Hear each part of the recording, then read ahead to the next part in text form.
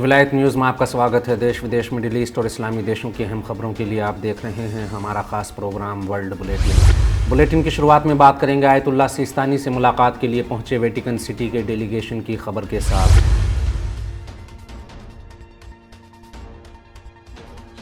वरिष्ठ शिया धर्मगुरु Ayatollah Sistani से मुलाकात के लिए वेटिकन सिटी का प्रतिनिधि दल पोप फ्रांसिस का पैगाम लेकर नजफ़ अशरफ पहुंचा हुआ है। आयतुल्लाह सिस्तानी और ईसाई दुनिया के सबसे बड़े मजहबी नेता पोप फ्रांसिस के बीच मुलाकात के 2 साल पूरे होने के मौके पर वेटिकन सिटी का एक डेलीगेशन उनका पैगाम लेकर आयतुल्लाह सिस्तानी से मुलाकात करने पहुंचा। Vatican Council for Interfaith Dialogue के प्रमुख मिगुएल एंजेलो के नेतृत्व में नजफ़ अशरफ पहुंचे इस डेलीगेशन ने आयतुल्लाह सिस्तानी से मुलाकात करते हुए उन्हें कैथोलिक ईसाई समुदाय के सबसे बड़े मजहबी रहनुमा का पैगाम पहुंचाया। इराक की आधिकारिक न्यूज़ एजेंसी के मुताबिक वेटिकन से आए इस डेलीगेशन ने आयतुल्लाह सिस्तानी और पोप फ्रांसिस के बीच मुलाकात की दूसरी वर्षगांठ के मौके पर पोप की ओर से आयतुल्लाह सिस्तानी का शुक्रिया अदा करते हुए उनसे मुलाकात की। गौरतलब है कि मार्च 2021 में 3 दिवसीय इराक यात्रा पर गए पोप फ्रांसिस ने नजफ़ अशरफ जाकर आयतुल्लाह सिस्तानी से मुलाकात की थी।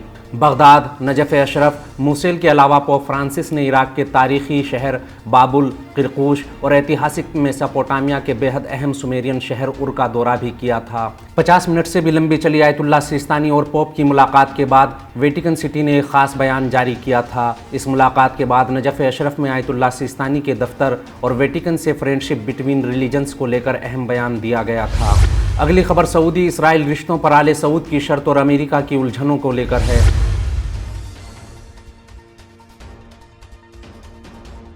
अमेरिका जहां सऊदी अरब और इसराइल के रिश्तों को सार्वजनिक कराने के लिए पूरी कोशिश कर रहा है, वहीं सऊदी अरब ने इस काम के लिए अमेरिका के सामने कई शर्तें रख दी। कुछ दिन पहले ही अरब शांति वार्ता में अमेरिका को रिप्रेजेंट करते रहे मार्टिन इंडिक ने कहा था कि आले सऊद इसराइल के साथ अपने रिश्तों को सार्वजनिक करने के लिए तैयार हैं, लेकिन उसे बदले में अमेरिका से सुरक्षा गारंटी चाहिए।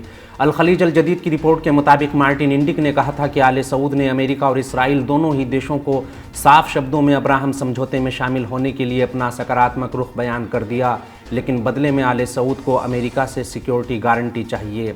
वॉल स्ट्रीट जर्नल ने अपने जानकार सूत्रों के हवाले से खबर देते हुए कहा कि राष्ट्रपति जो बाइडेन सऊदी अरब और इसराइल के रिश्तों को सार्वजनिक करने के लिए एक जटिल बातचीत की पहल कर रहे हैं। सऊदी अरब अमेरिका की इस हालत का फायदा उठाते हुए अब अपनी सुरक्षा गारंटी के साथ साथ यूरेनियम संवर्धन की शर्त भी थोप रहा है। अगर अमेरिका सऊदी अरब को यूरेनियम संवर्धन करने में मदद करने का वादा करता है तो सऊदी अरब इसराइल को मान्यता देने के लिए तैयार है। वॉल स्ट्रीट जर्नल के अनुसार सऊदी अरब की ओर से सुरक्षा गारंटी और परमाणु कार्यक्रम में मदद मांगना इस बातचीत के बीच सबसे बड़ी मुश्किल है, क्योंकि मुमकिन है कि अमेरिकी कांग्रेस के मेंबर्स इस मांग का समर्थन ना करें। वहीं सऊदी अरब में ऐसे किसी समझौते में शामिल होने का भारी विरोध हो रहा है, जिसके नतीजे में उसे अरब जगत और मुस्लिम दुनिया में नफरत का सामना करना पड़े और ईरान से तनाव बढ़े।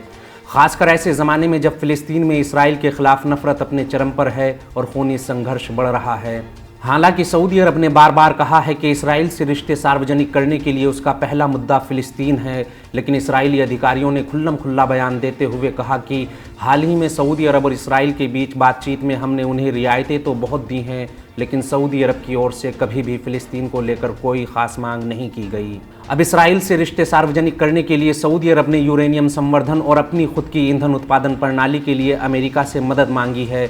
वहीं अमेरिका और इसराइल को डर है कि अगर सऊदी अरब को ऐसी इजाज़त और मदद दी जाती है तो बहुत मुमकिन है कि सऊदी अरब परमाणु बम बनाने की सलाहियत हासिल कर ले। अगली खबर में अमेरिका के पूर्व राष्ट्रपति डोनाल्ड ट्रंप के ईरान को लेकर दिए गए बेहुदा बयान और तीसरे विश्व युद्ध की आशंका को लेकर है।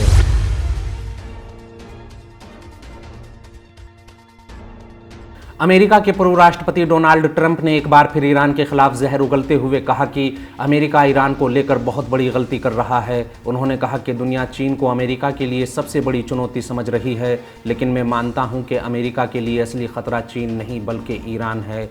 ये ईरान है जो अमेरिका के लिए चीन से बड़ी चुनौती बना हुआ है। वाशिंगटन एग्जामिनर के साथ बातचीत करते हुए ट्रंप ने कहा कि मेरा मानना है कि ये ईरान है जो अमेरिका के लिए सबसे बड़ी चुनौती है। अमेरिका के लिए ईरान चीन से बड़ा खतरा साबित हो सकता है। अपने इंटरव्यू के एक हिस्से में बीजिंग वाशिंगटन के रिश्तों में बढ़ते तनाव और यूक्रेन जंग की बात करते हुए ट्रंप ने कहा कि अमेरिका अब तक के सबसे बड़े खतरे का सामना कर रहा है। अमेरिका को कभी ऐसी मुश्किलों और ख़तरनाक हालात का सामना नहीं करना पड़ा। दुनिया पर तीसरे विश्व युद्ध का खतरा मंडरा रहा है। क्या किसी भी संभावित जंग में अमेरिका के मद्दे मुकाबिल अपने सबसे बड़े दुश्मन के रूप में चीन का सामना करना पड़ सकता है? इस सवाल के जवाब में ट्रंप ने कहा कि बहुत से लोग ऐसा ही सोचते हैं, लेकिन मैं इसे लेकर मुतमईन नहीं हूँ। मेरे कार्यकाल में चीन से अच्छे रिश्ते रहे हैं। चीन के साथ हमेशा ही मेरे बहुत अच्छे रिश्ते रहे। हमने चीन के साथ बड़े बड़े कारोबारी सौदे किए और इन सौदों से किसानों को बहुत फ़ायदा हुआ। ट्रंप ने अपनी बयानबाजी जारी रखते हुए कहा कि चीन ऐसा देश है जो बिल्कुल भी इस बात को पसंद नहीं करेगा कि वो नाबूद हो जाए, लेकिन कुछ दीवाने हैं जिन्हें नाबूद होने का कोई डर नहीं। ईरान के खिलाफ बेहुदा बयान देते हुए ट्रंप ने कहा कि ईरान भविष्य में एक अलग ही परमाणु हथियार बना सकता है। हमारे कार्यकाल में अमेरिका ईरान को उस हाल में पहुंचा चुका था कि वो एक अच्छे समझौते के लिए गुहार लगा रहे थे, एक ऐसा समझौता जो उनके लिए भी फ़ायदेमंद हो। लेकिन आज वो एटमी हथियार बनाने के करीब पहुंच चुके हैं। इसीलिए मैं नहीं मानता कि चीन हमारे लिए ईरान से बड़ा खतरा हो सकता है। 2024 में फिर से अमेरिका की सत्ता में वापसी का ख्वाब देख रहे ट्रंप ने अमेरिका को एक तरफा रूप से ईरान के साथ हुए परमाणु समझौते से अलग कर लिया था। ट्रंप दावा करते रहे हैं कि वो ईरान और अमेरिका के बीच एक सम्मानजनक समझौता करा सकते हैं। अगली खबर लेबनान समेत मिडिल ईस्ट में अमेरिका के अरमानों पर पानी फेरने वाले हसन नसरुल्लाह के बड़े बयान को लेकर है।